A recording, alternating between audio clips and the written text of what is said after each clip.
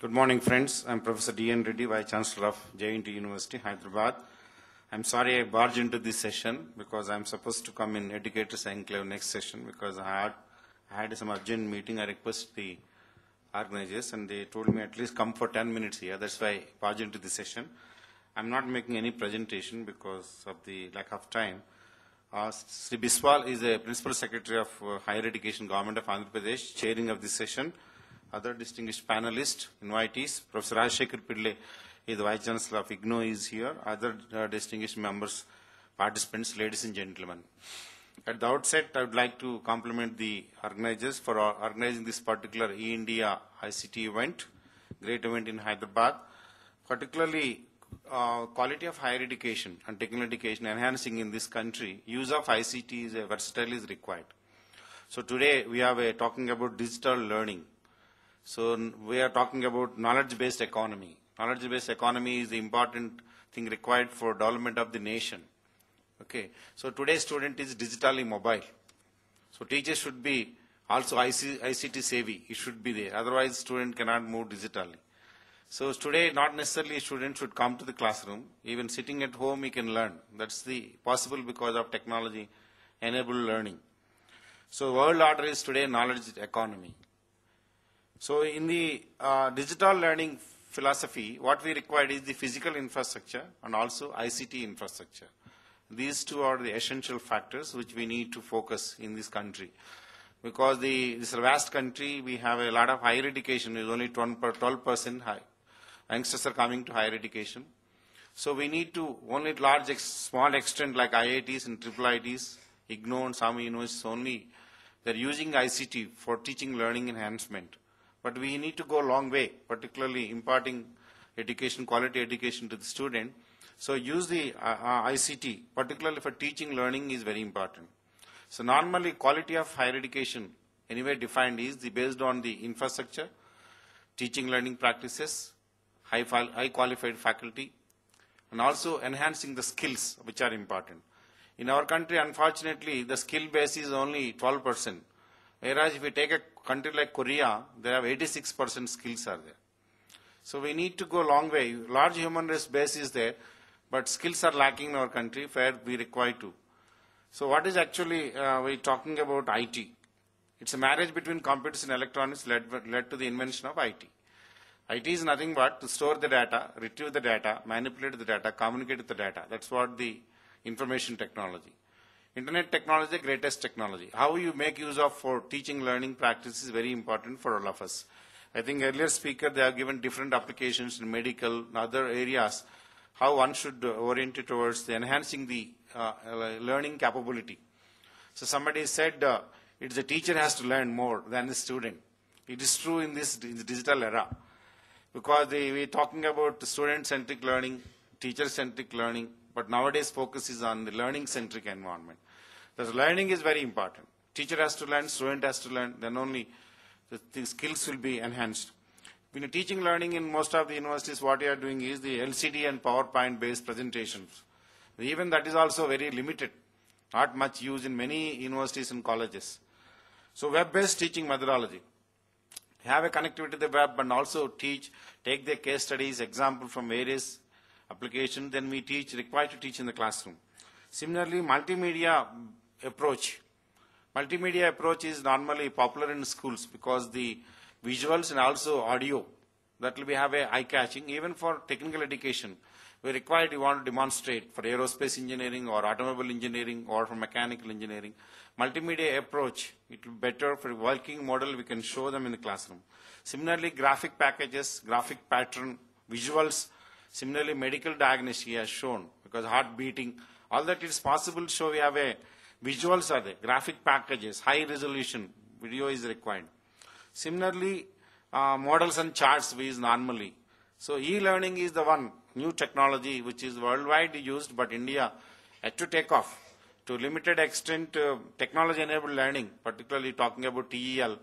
So Ministry of Information Technology, Government of India has sanctioned about 100 crores. Particularly all IITs, 6 IITs, they joined together, develop NPTEL, National Program on Technology-Enabled Learning. They developed about 1,000 in form of CDs, DVDs, and also video on demand. So YouTube technology they are using for particularly making available this content for self-financed engineering colleges in the country. It's a small beginning, but quality and all that required to be enhanced further. And other part is the M-learning, particularly in Japan and Korea and also in Hong Kong University, they are using M-learning. M-learning is today using a chip because we have a largest VLSI is there, developed very large scale integrated circuits are there. Chip design is millions of transistors could be impregnated in a small chip. It is possible in a mobile phone. We can give the assignment to all the students, different assignment student, and also teach them through mobile and individually submit to the teacher through email or the SMS. So M-learning is popular in particularly Hong Kong universities. There also we need to go. Some other application is concerned is online learning. Online learning, we experimented in our university, in JNT University, Hyderabad. We have a collaboration with Carnegie Mellon University, CMU, Pittsburgh. Particularly, we are offering 2 years master's program in MSIT, master's program in IT, where 150 students, we give them online content is available from Carnegie Mellon, and online testing is done, and mentor concept is used. Every 10 students, one mentor. We will be able to guide the student. And it's 24 hours learning. It's not confined only 9 to 5 p.m. It's not so. So all the time student can go to hostel, come back in the middle of the night. Anytime he can walk in, his system is reserved, connectivity is there. So it's kind of new experiment is done in particularly in MSIT program where IIIT Hyderabad and JNT University are administering this particular program. Same experiment is continued for Rajiv Gandhi Knowledge University in Andhra Pradesh. So 3 IIITs. 10th level students are picked up and 6 years program in getting the engineering degree. This also the same experiment used in MSIT is being used for Rajiv Gandhi Knowledge University, particularly 3 places in Andhra Pradesh with the 2,000 intake at every year. So a large experiment is being done, particularly using technology. So normally what happened is e-learning is very important, particularly we have a large number of engineering institutions in this country and we have nearly 430 universities are there. And some more universities, Government of India policy encourage another 1,000 universities to come in this country, 5,000 colleges. So to a large extent, I request the other organizations to concentrate on particularly e-learning. Because university, we are also trying our best to see that because my university alone, I have 300 engineering college affiliated to me. I have 386,000 affiliated to me. So I have to conduct tests for them, giving lessons for them. Testing also what I do is we have a online testing we do it. I give the object type of questions and they just download about 5 minutes before. Or then the hard copies are given them and the evaluation is done. Similar next day I have to upload into the portal. Similarly, we also distribute the question paper online.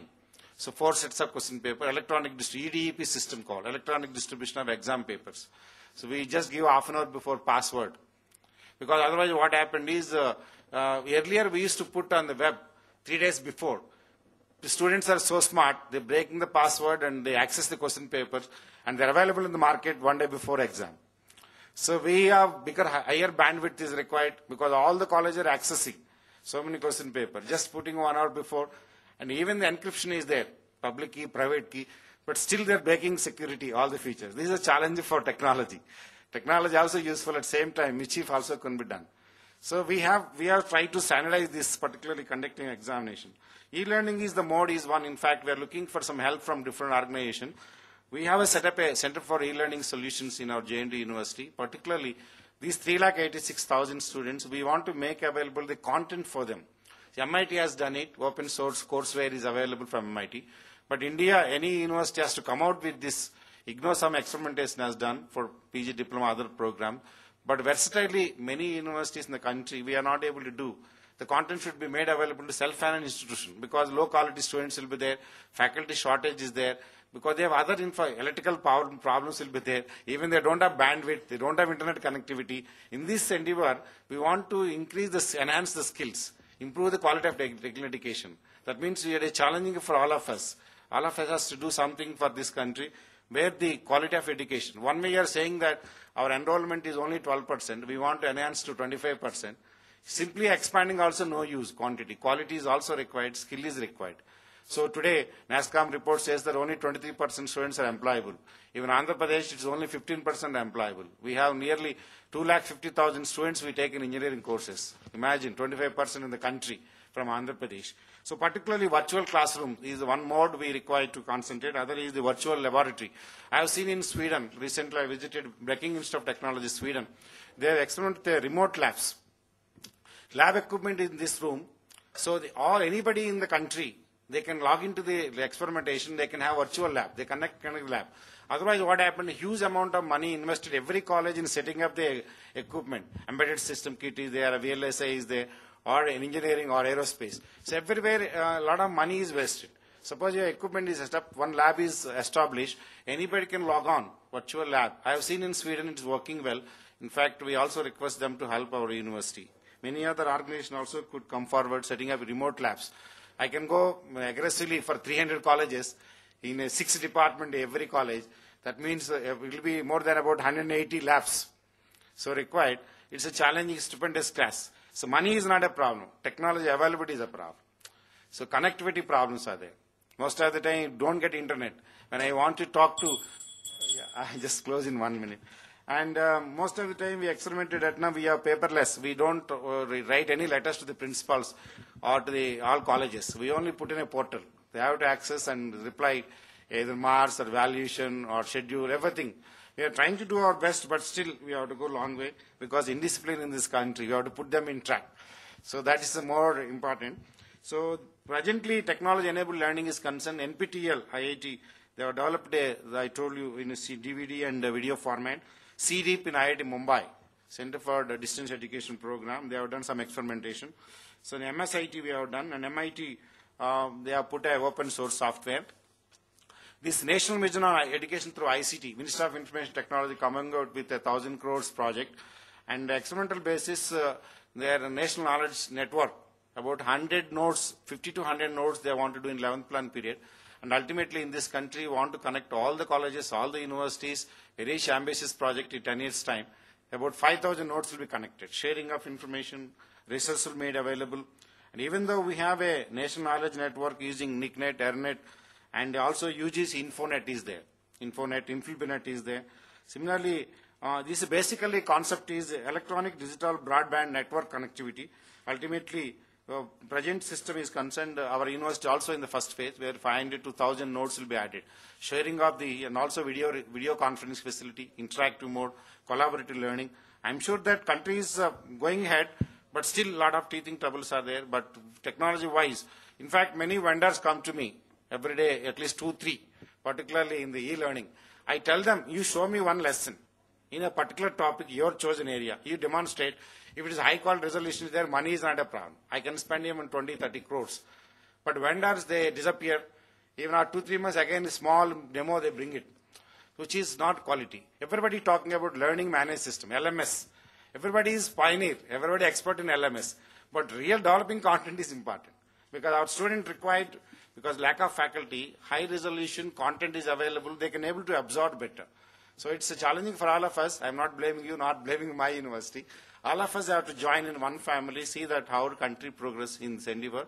I would like to thank the organizers for accommodating me in this session. I thank the chairman for giving me time. I'm sorry for taking a little more time. Thank you very much.